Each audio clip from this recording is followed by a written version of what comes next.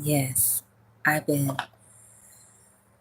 looking at your purpose, everyone's purpose, my children's purpose on this planet, this earthly realm. And I was listening to, I just have to go to it for y'all, Earth Angels. This is a short message. And look, it's on you, your soul, your spirit came from another dimension, and you evidently wanted to come here and experience, this dimension, this realm. So you come from Elohim, God's creation, his unconditional love, and the beauty and everything that you already know over there. And so, I hear how people are saying, okay, what is the purpose of, coming here, and the demons are murdering, the children, and, women are aborting their babies, and violence and all that. So what is the purpose of coming to this realm and to experience this madness? I do have to say, it's my personal opinion, that I made a mistake in coming here. And I know you're going to be like, what? And I mean, it could change, but I got to this point where I'm at. My mom and dad, I learned everything from them: love and power and morals and all of that, God values. And so it's like, so we came here exactly for your purpose. Yes, you need to get on your purpose. And, Dr. Miles Monroe said, it's not your 9 to 5. You think that, oh, I done spent 20, 30, 40, 50 years in this career, this company, and come to find out you just wasted your whole life because you didn't live, in your purpose, so you're in the matrix and you're just going along. And so I was looking at different stories, on social media, just looking at different things that people are doing, their passion, their artistry, whatever they're doing, creating, So my son told me about this guy who worked for a company, and I'm not going to say it because, I just want to say, working for someone else is not living, your dream, your purpose that Elohim sent you here for.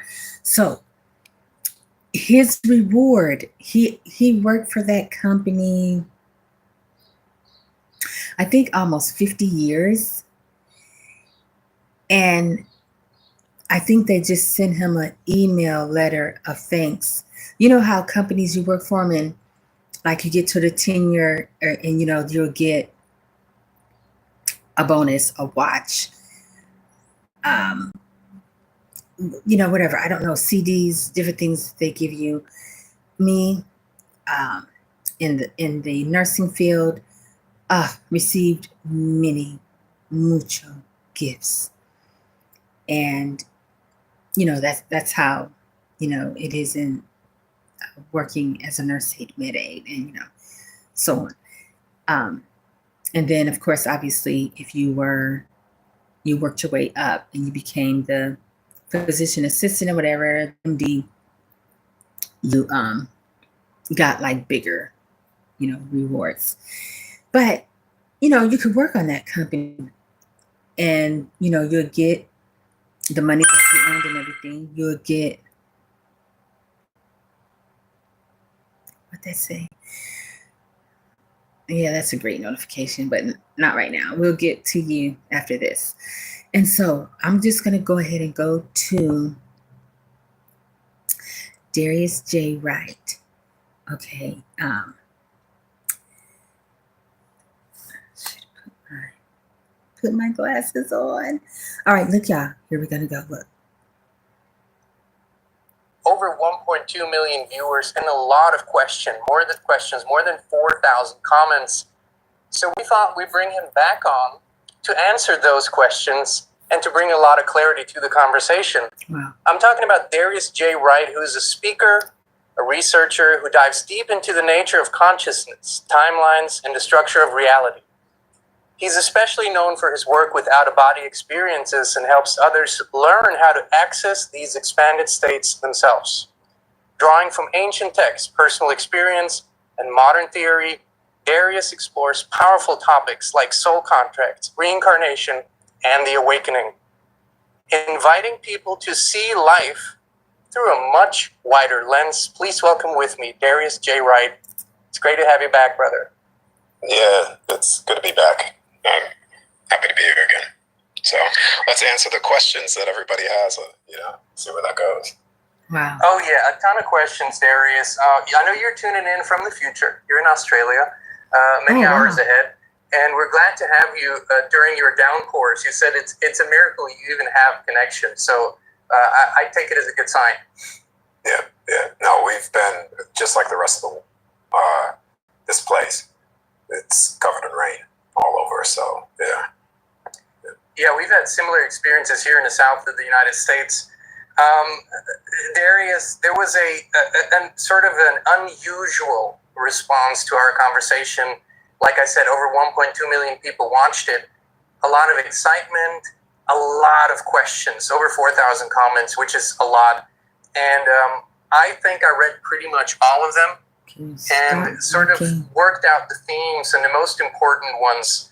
And if it's okay with you, I have a little list here, and I'd like to go through it with you and see if we can answer those questions for our viewers. Yeah, sure. Yeah, that's no problem. Yeah. So first, for those who haven't watched the interview, I encourage you to click the link in the description so you get a good overview of Darius's life, his experiences, and what he does. But in short, Darius, what are out-of-body experiences for those who are not quite familiar with that term? Okay, so out-of-body experiences is just a controlled near-death. You are shutting down the body, you're leaving the body, your soul's leaving the body, and you are accessing back to your true state, your divinity, your home again. So when people think of an out-of-body, try to tear down all of what you've heard elsewhere. When you die, you go back to what's considered home. So when you come out of your body, you can access that state again. You can return to that state. You can see dead relatives. You can see the true state of who we actually are. And that's why I think it's done so well, because people, once you hear something spoken, once you hear a truth spoken, it's the flame within you again. That's so many are dim at the moment. Yeah, because they forget that their true state was never lost. And when that's reminded again, then that's where you get the greatest awakening, the greatest truth, stepping out of fear, the greatest freedom, because that's where freedom is. The other side, the freedom, you'll never capture true freedom here. The people are searching for it here. They're searching for the elixir of life here, but it's not here, it's within you. And that's what the out-of-body, that's what leaving your body is, essentially. That's what a near-death is. When people think of near-death experiences, they usually think of sort of involuntary experiences, like they have an accident or something happens. But you've been initiating out-of-body experiences consciously, willfully, for quite some time. How many years have you been doing this and exploring? So all the way since a child I was doing it to 16, and basically learning how to get control over the state is for many years, over a decade now, if not longer, of actual control states. Yeah. So can you estimate how many out-of-body journeys you've been on or guided, even with others? I always say jokingly hundreds of thousands of times because I honestly don't have a record. I don't know. Most of the time, if I'm not intentionally doing it, they still happen all the time anyways. Mm-hmm. So to give you an example, and I really wish I had someone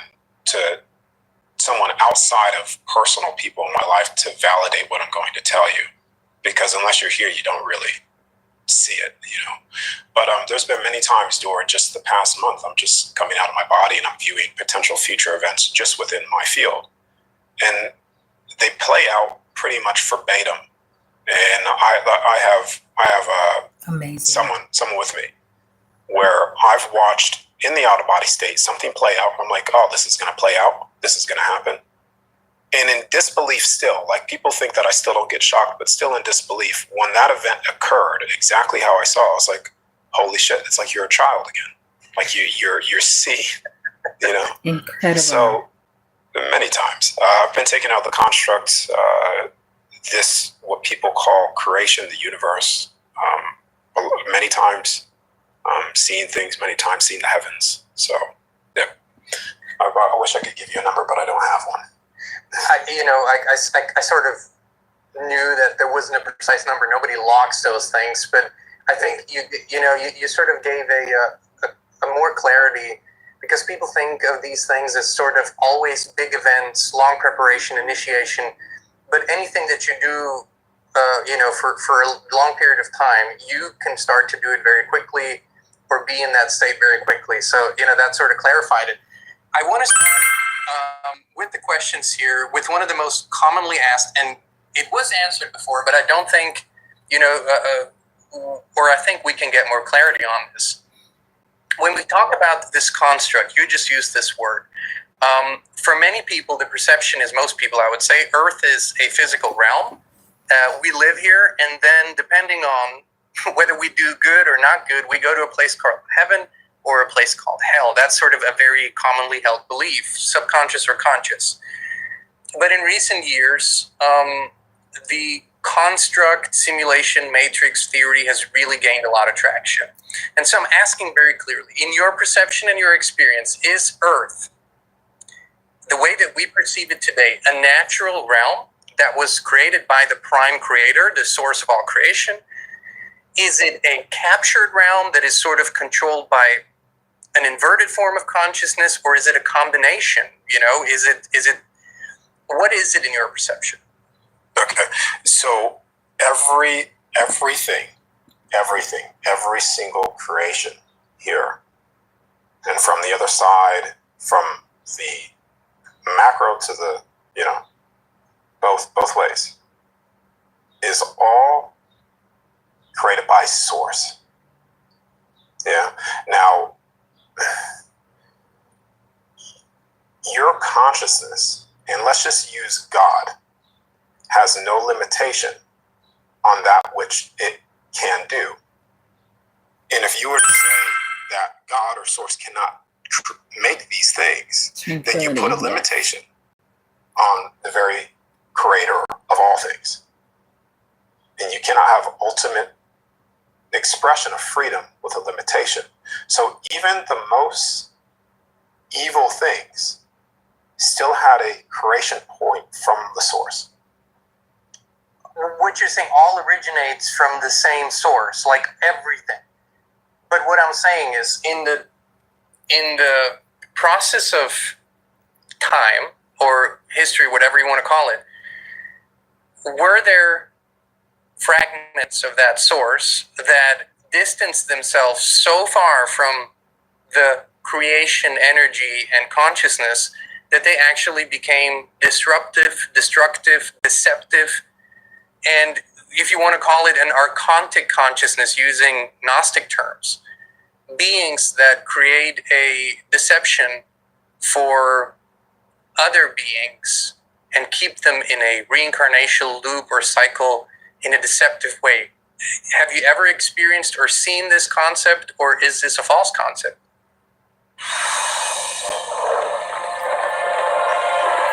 Let's get right back to it. What's it like working and living on a ranch? Well, it ain't easy, I'll tell you that. Okay, so to just be clear, a being taking itself away further and further from source, further and further from its original divinity. Is that possible? Yes and no, because even the further away you go, you're still connected, regardless. The most evilest, wicked things can be retrieved from love. And to say otherwise is to say that love is not the ultimate force and the most unstoppable force in all creation. And then to say that love is not that, then you would say that evil is that. Evil is the most powerful force in all creation. So it's either evil is the most powerful force in creation or love is. And if evil is, then we have it backwards, but it's not evil. So even evil itself, they distance themselves. What is evil? It's the loss of love. That's all it is. And all those beings can be retrieved back to it. So when you have a creation like this, you also have the unexperienced. Those beings taking themselves out of love so far where they lose themselves temporarily. And yeah, that's where you get all the wicked things taking place here. Violence on earth. But that doesn't mean that they cannot go back to, you see, into, yeah, okay. No. I completely agree with everything that you said. And even if I didn't agree, it still doesn't make it untrue because you're right. Absolutely. Excuse me. The question is, there are spiritual traditions and long-standing bodies of knowledge, including some of the more, dominant religions in the world that speak of this realm as the illusion, the Maya, right? That's sort of in spiritual terms. In more modern terms, since the advent of technology in our realm, and since we have gotten more understanding, we're thinking of the possibility of computer simulations, holographic simulations, something pretending or copying the real thing. A lot of people say they have an intuitive feeling this is not quite a prime creation the way that we experience it. Right. You're saying, is that possible? Or you're saying, no, this is a human confusion? So, an illusion, yes, this is. So, the only way that I could answer this question for you, Gene, is this. Everything in creation, no matter what it is, let's step out of this entire universe. And when you step out of that, some people may go, well, there's nothing outside of everything. But even nothing itself, when you think of nothing, you give it borders, boundaries, you give it structure, so even nothing cannot hide from you. The moment that you end up creating from the outside here, you do that through prisms of light. So a thought form is a prism of light. And this prism of light is a confinement for an experience.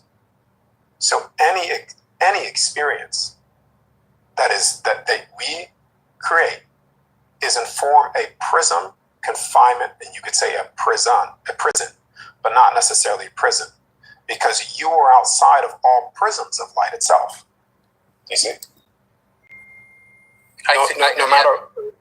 No matter what it is that we experience here, you are even outside of the very creation of it itself.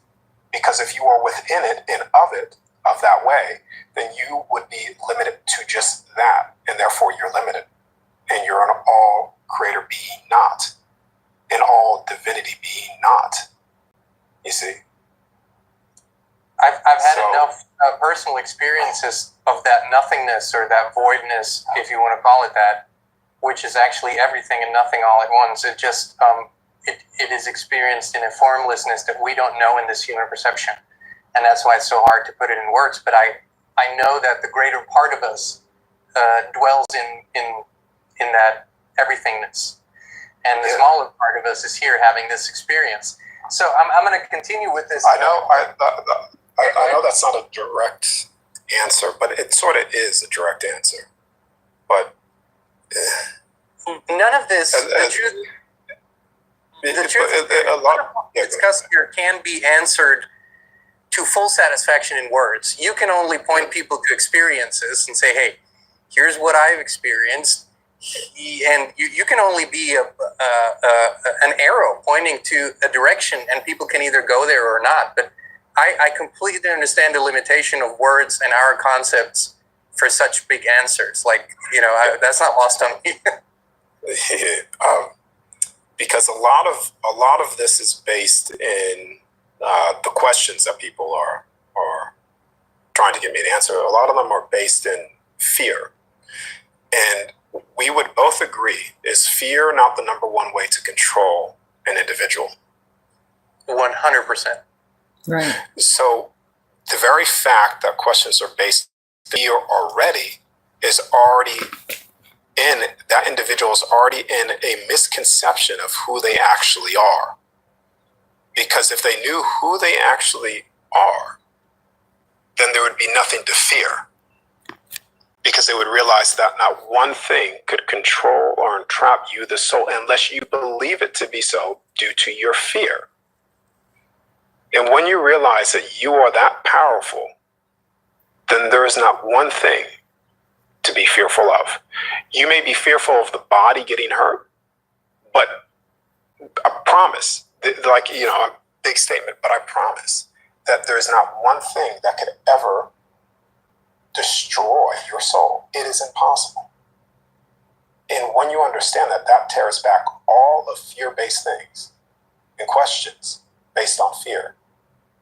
Because I've once had that myself, but it's only when I've gotten rid of that fear entirely is when I broke free. Truly broke free from everything. So I would say that any and all questions in our human experience come from a place of limitation and seeking to expand that in some way or transcend that. The worst part of limitation is fear itself. That's a very narrow space, and then we have broader structure. So I agree with you. And most questions, you're right, they're coming from a place of insecurity. And I think it's also sort of the quality of our time that so much is being questioned and so much falsehood is being exposed and so much truth is coming to light that oftentimes there's confusion. What is, and I think you part of your work, the great work as you call it, and part of our work is to remind people and help them see who they really are so they can answer all those questions for themselves. But you're right. And so a lot of these questions will come from that limited space. That's true.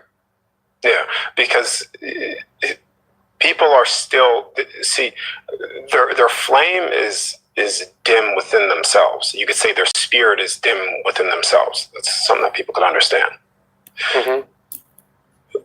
They are still underneath a false understanding that just because the body, their physical body is born, therefore their soul has to be born, or just because the physical body could experience imprisonment in death, that therefore the soul can.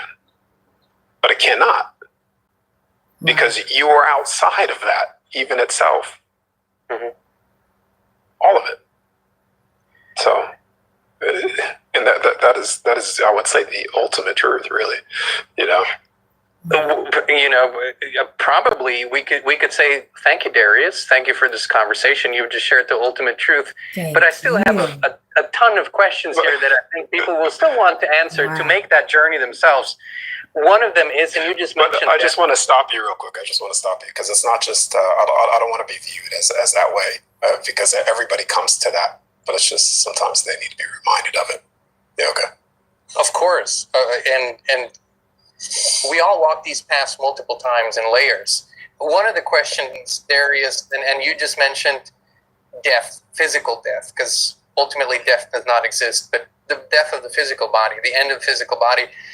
A lot of traditions, Native American traditions and other indigenous traditions, warn people of this light tunnel or this false light as being a trap, as being something deceptive. Why are they warning them, and is there any truth to that? I've never experienced that myself, personally. So the closer you get to the source of things, the bigger the shadow is going to become. So the closer you get to the light of things, the bigger the shadow is going to become. That's just revealing truth. Mm-hmm. But I wouldn't even fear the tunnel of light itself. Yeah, because then again, the moment you leave your body, nothing can touch you. So if you fear light to touch you, that tunnel to touch you, then therefore you will be temporarily touched and create a temporary imprisonment for yourself. But I'm going to say no to that because I haven't directly experienced it, and based off everything that I've accessed, there's never been that. Wow.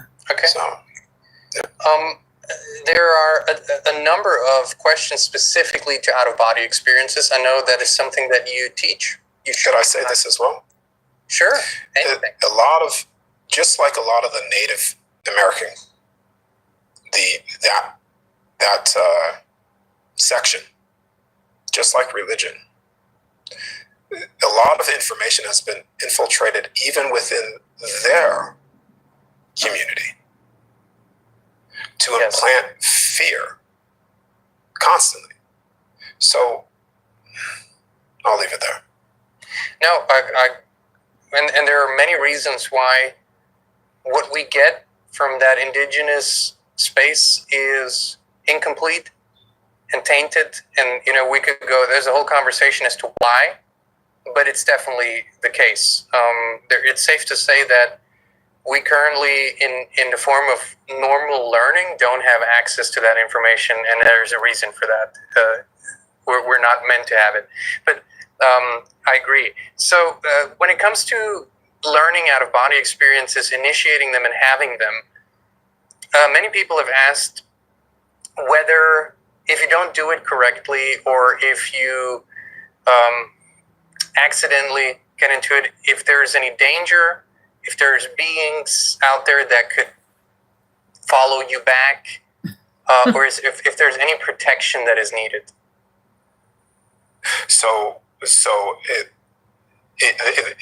there beings out there that could be perceived as dark? Yes, and before, a lot of those things were subconscious things that I had, beliefs, fear, projected into my space. And now, instead of, in the past, I used to protect myself, try to do this, and I was constantly fighting myself. It wasn't until I realized that nothing could touch me, that literally nothing was able to. So, trying to find the best way to articulate this for the person. Because I've already stated it already. When you leave the body, there's nothing to fear. Nothing to fear at all. Unless you believe there's something to fear. Yes, pretty much. And the very word is, when I leave my body, should I protect myself?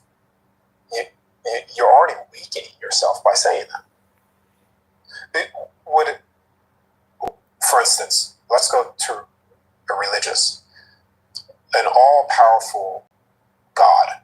Let's just say one singular Godhead, what people believe him to be so as. Do you feel that individual would be fearing things? Because the moment he stepped into fear, he would be powerful not. But that all-powerful God is you and every single one of us. So when you say that, should I protect this out of my body? You've already weakened yourself to the very protection the very thing you're trying to protect yourself from. Like I said, I think many of these questions come from human exploration, and human exploration mainly happens on a mental level. It's sort of entertaining concepts, ideas, and when the spirit level isn't very active in that process, then scenarios play out, and our human imagination plays out those scenarios.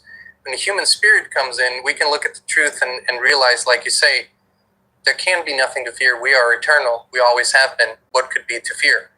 I get that. So I think, Well, like this is a journey. Yeah, It's a journey. even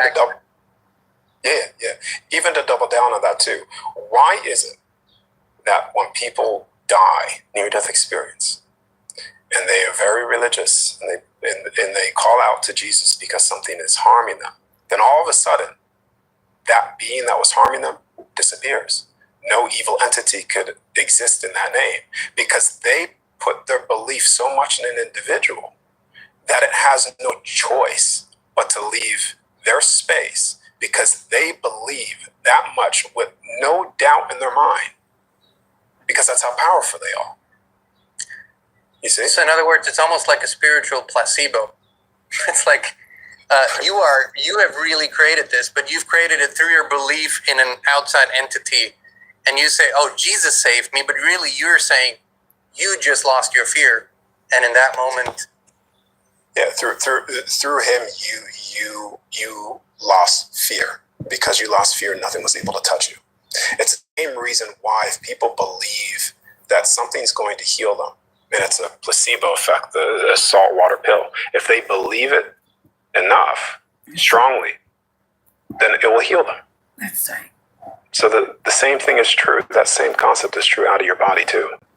And that's very important because you will spend a lot of your time battling your subconscious fear-based constructs, and until you face them head on and become fearless is only when you'll break free into your full divinity, your full light again.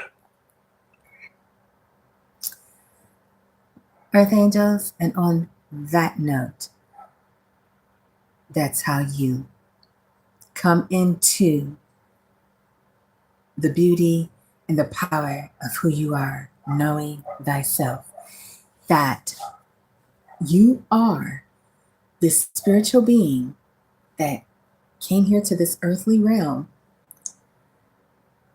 to serve your purpose, whatever that is. And so it's a loving purpose, obviously. And so you experienced it through, like I was saying in the beginning, through mom and dad. You experienced the love and joy, and happiness, and then of course the opposite of that, opposite of love is hate. So if you grew up and experienced the opposite, you didn't get to experience love, and you thought that this world was an evil place. And yes, obviously, as you can see, it's good and evil here. It's good versus evil, and evil loses every time. And so, as you already know in Luke, nothing is impossible with God. And I wanted to end on this note that the reason why, I was looking at several of, I don't know if you want to call these earth angels. I just call them earth angels. So I find it incredible, amazing, and not a coincidence at all that I found his channel, and then I found another channel. I already know, told you about Dolores Cannon. She speaks on the different realms, and the different dimensions, and for this to work for you, like he just was saying, when you are living in fear, then you're not going to be able, the universe is just going to keep giving you, bouncing back what you're, giving. So when you're walking in love and unconditional love and in power and everything that you already are, abundance, all your creativity, gifts, and everything that Elohim gave you to use on this side. All right. So what I wanted to say is, a long time ago, okay, You see, they were talking about OBE. And I did this, and I haven't did it since.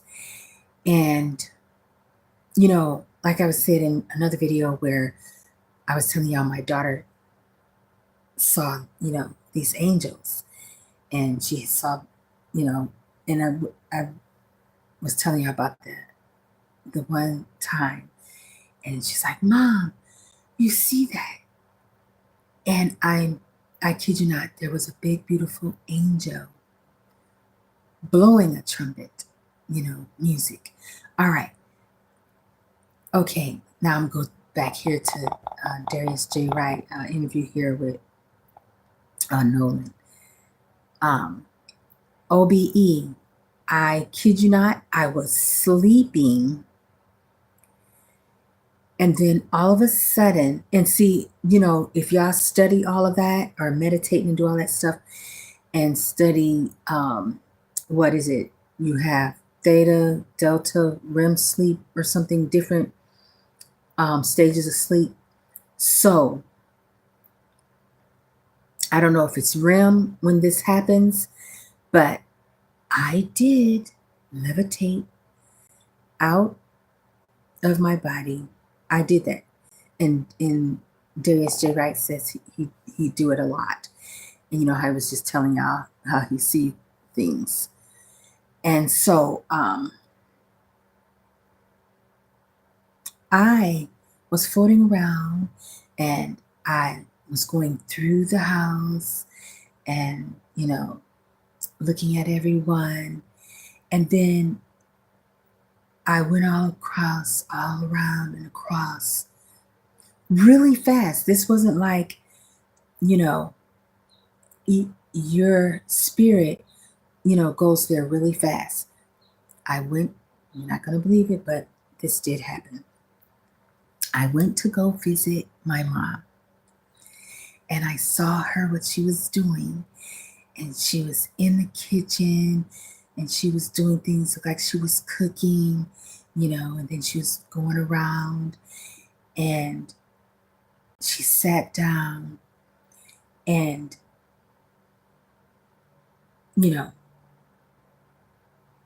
I think to believe to eat or something, but that's what I saw. I went to go see Mom, and it was important that, and which I didn't know, now I know. It was important that I go see her. And so I need a cup of water. I don't know what just happened, but it was important that I go see my mom. And, you know, I used to go see her, but I haven't seen her in a while. And so I have to say that I missed that that message. It was important that I go see my mom, and I didn't. You know, my mom, before this, you know, the OBE that I did to go see my mom, she used to come see us, and you know, come see us for Christmas and Thanksgiving. You know, when my kids were little. So, gosh, I need a drink of water. So, yeah, I did do the OBE once, and then I haven't did it since. And so I don't know if you've ever done it, but let me tell you, when you're floating around and then you come back, you know, to your realm, and you're trying to get back into your body, you thought that something was happening, that you was having a nightmare. It felt like I was choking or something, like when I was trying to come back in. And then I just like had like jerked, wakened suddenly, like what happened? You know, what in the world is going on? So that's how it was for me. And I haven't did it since. Like I have dreams and premonitions. I have a lot of those, but I didn't go visit anyone else. So he's saying you can do it though. You still can do it, and and not in fear though. But I mean, I didn't do it in fear at all. I just did it, because it was as soon as possible, for lack of a better word. It was important to go see Mom. So yeah, I mean, this is just absolutely fascinating. And from that point to now, like I've listened to, I don't know if y'all heard of Joe Dispenza. I've listened to him as well. Dolores Cannon, Sylvia Brown, on, all the things, God's laws, and, the law of attraction and law of vibration, all of that. So yeah, if you're interested in OBE and knowing that you are a spiritual being, you have a soul that never dies. And so you're here for your purpose, go ahead and find out. Go ahead and find out what that is. Because, I love speaking on these earth angels, because I was talking about Dr. Miles Monroe. Yes, they keep going with the tranquility here and the serenity. Absolutely. Dr. Miles Monroe was talking about, your purpose. And it's not just here. You're not just here to pay bills and work a 9 to 5. You have a purpose. And so you need to discover that, earth angels, what it is. And not, well, you never die. It's just a word in the Webster Dictionary that we say now, death, die. But you never die. So when if you don't discover your purpose and then you leave this realm and go back, to the beautiful true realm where you came from, then you didn't, get to experience the totality and the reason why you're here. And, your gift could have helped someone. So, they're amazing. They're incredible. They, like, he said in the beginning, he's helped millions of people, and I just now heard of him.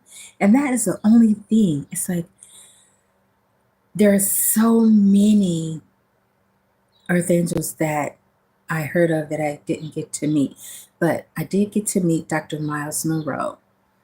I would have loved to have met, Wayne Dyer. He wrote the book No More Excuses. I mean, I would have loved had to meet Bob Proctor. His law of attraction and his book Born to Win. Dolores Cannon. It's just like amazing. It's like so many people that it would have been just incredible to meet, but you're just going along. It's like you're in this world and you're just going along, but you're not giving it your all. Take action, do more, earth angels, and Elohim in the universe moves for you. So yeah, everything is aligning for you. So I just wanted to share this with you. This is fascinating, and hope that you do your own research and check into it and discover who you are, why you're here. All right. Yes, earth angels. And on that note, I'll see you on the next live.